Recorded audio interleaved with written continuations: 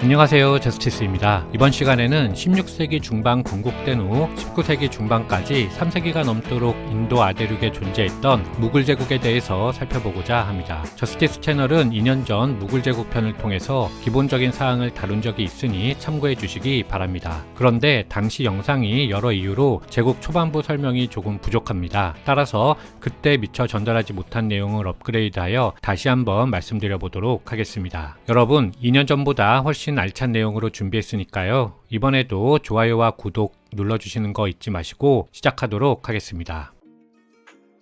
무굴 제국 이전에도 인도에는 이미 수백 년간 크고 작은 이슬람 왕국들이 있어 왔습니다. 그 중에서 무굴 제국 이전에 인도에서 기억해야 하는 이슬람 왕조는 13세기 초 건국된 델리 술탄국입니다. 델리 술탄국은 5개 왕조로 이어지기 때문에 델리 술탄 시대라고도 부릅니다. 첫 번째 왕조는 티르크족 노예 장군 출신 우딘 아이바크가 인도 북부를 장악하고 델리를 중심으로 1206년에 건국한 맘루크 왕조입니다. 그런데 주의해야 할 것은 1250년에 이집트에서도 맘루크 왕조가 건국된다는 점인데요. 이집트 맘루크 왕조와 인도 맘루크 왕조는 다르다는 점 확인하고 넘어가도록 하겠습니다. 맘루크 왕조 이후 델리 술탄국은 할지 왕조, 투글루크 왕조, 사이드 왕조에 이어서 1451년부터 로디 왕조가 정권을 잡고 있었습니다. 바로 이 로디 왕조 시기에 티무르의 후손 바부르가 카불에서 눈 높인 힌두쿠시를 넘어 인도로 쳐들어가는 것입니다. 따라서 바부르가 인도로 진군했을 때 그를 상대한 것은 힌두교인이 아니라 같은 무슬림이었다는 점 한 가지 포인트로 짚고 넘어가도록 하겠습니다.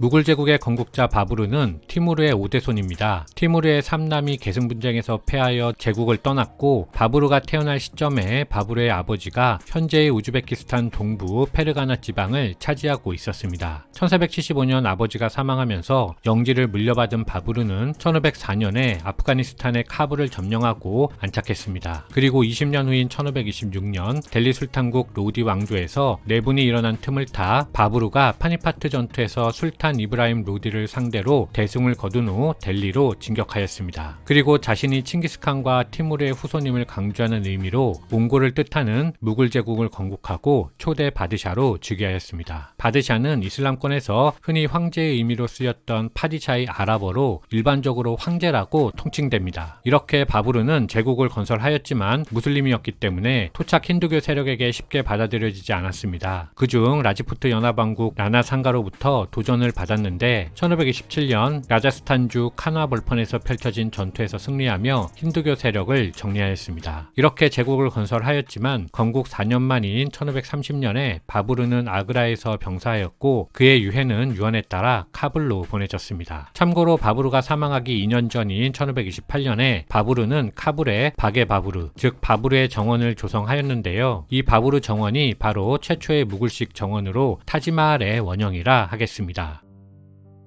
1530년 바부르가 사망하자 아들 후마윤이 제2대 바드샤로 즉위하였습니다. 그런데 보시는 바와 같이 후마윤은 통치기간이 2기입니다. 제1기 10년간의 치세는 22살로 즉위한 후에 힌두교 세력과 아프간계 무슬림들에 의해 시달리며 이리저리 쫓겨다니던 시기로 결국 후마윤은 사파비 왕조가 통치하는 이란 지역으로 도망칠 수밖에 없었습니다. 제2기는 사파비의 비호 아래 기회를 노리다가 그들의 도움을 받아서 1555년 델리와 아그라를 회복한 시기인데 후마윤은 이렇게 제국을 위기에서 벗어나게 만들었지만 사고로 곧 사망하였습니다.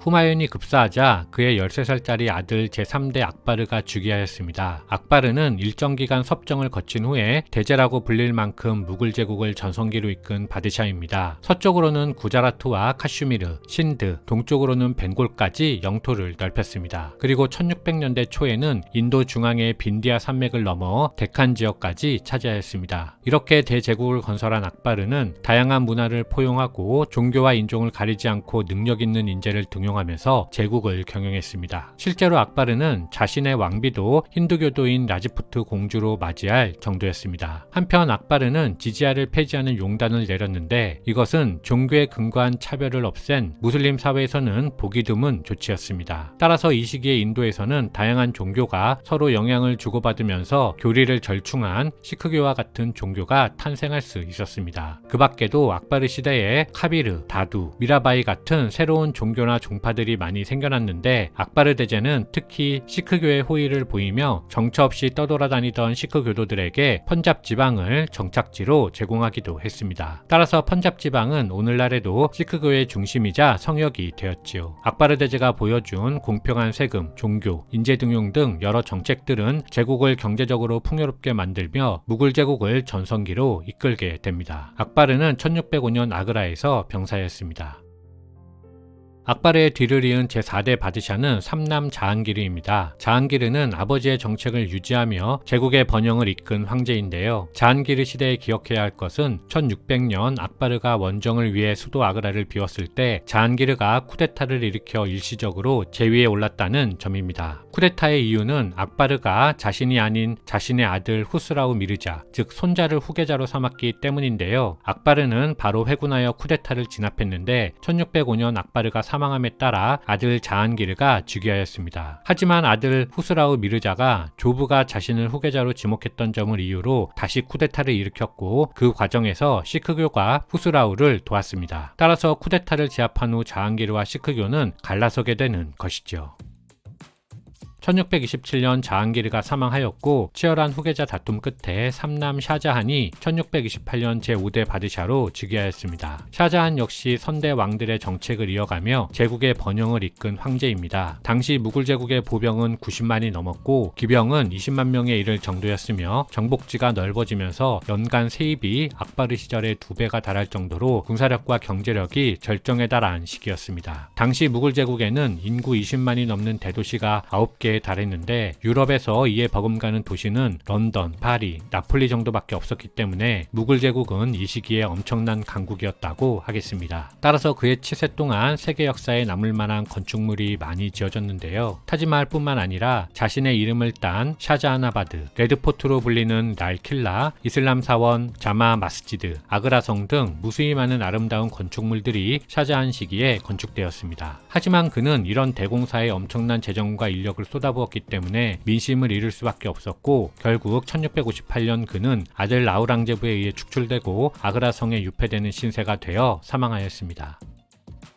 아우랑제부는 1686년부터 87년에 인도 남부의 비지푸르 술탄국과 골콘다 술탄국을 정복하면서 영토를 최대로 넓힌 무굴 제국 제6대 바드샤입니다. 하지만 이와 동시에 기억해야 하는 것은 아우랑제부 시기에 제국이 최전성기를 지나고 동시에 쇠퇴기로 접어든다는 점입니다. 제위 20년 동안 점차 독실한 수니파 무슬림이 된 아우랑제부는 악바르가 폐지했던 지지야를 부활시키며 힌두교와 시크교를 차별하기 시작했습니다. 따라서 제국 내에서 반란과 분열이 발생한 것은 당연했는데 특히 북서부에서는 힌두교 세력인 라지푸트족, 북부 펀잡 지방에서는 시크교도들이 무굴 제국에 대항하며 맞섰습니다. 그런 와중에 아우랑제부가 데칸 지역에서 새롭게 떠오른 마라타 동맹과의 전쟁 중에 사망하면서 무굴 제국은 또다시 계승 분쟁에 휩싸였습니다. 아우랑제부의 세 아들 간 치열한 내전을 통해 둘째 샤 알람이 제7대 바하두르 샤 1세로 즉위하였습니다. 그는 계승 문제로 불거진 내분을 수습하기 위해서 힌두교도들과 라자들을 유화책으로 포용하였습니다. 하지만 바하두르 샤 1세는 즉위 시 이미 63세로 고령이었고 즉위 5년 만에 사망하면서 제국의 중흥을 이끌지는 못했습니다. 그 이후에도 무굴 제국의 계승 분쟁은 더욱 치열해졌기 때문에 그 틈을 타서 제국 내의 토호들은 각각 왕국을 만들어 독립하였고 조금씩 제국의 영토를 갉아먹기 시작했습니다. 따라서 18세기 중반이 되면 무굴 제국은 델리의 주변부만 다스리는 소국으로 전락하게 됩니다. 따라서 영토적인 측면에서 보면 오스만 제국과 비슷한 운명이었다고 볼 수 있겠습니다. 1601년 독인도 회사를 만들고 본격적인 해상 진출을 꿈꾸던 영국이 무굴 제국이 쇠퇴하는 틈을 타 인도 아대륙으로 진출하였습니다. 1639년 마드라스, 1661년 뭄바이, 1690년 콜가타를 취한 영국은 마찬가지로 동인도 회사를 통해 1673년 찬다나가르, 1674년 퐁디셰리를 차지한 프랑스와 1757년 벵골의 플라시에서 전투를 펼쳐서 승리하였습니다. 이렇게 인도에서 우위를 가져간 영국은 이후 조금씩 영토를 넓히며 인도를 서서히 점령해 갔습니다. 따라서 18세기 무굴 제국의 모든 부와 경제력이 영국으로 빠져나가게 되었고 영국의 산업혁명 원동력이 되었으며 그와 동시에 영국은 인도라는 엄청난 상품 공급처를 확보하며 세계 최강국으로 부상하게 됩니다.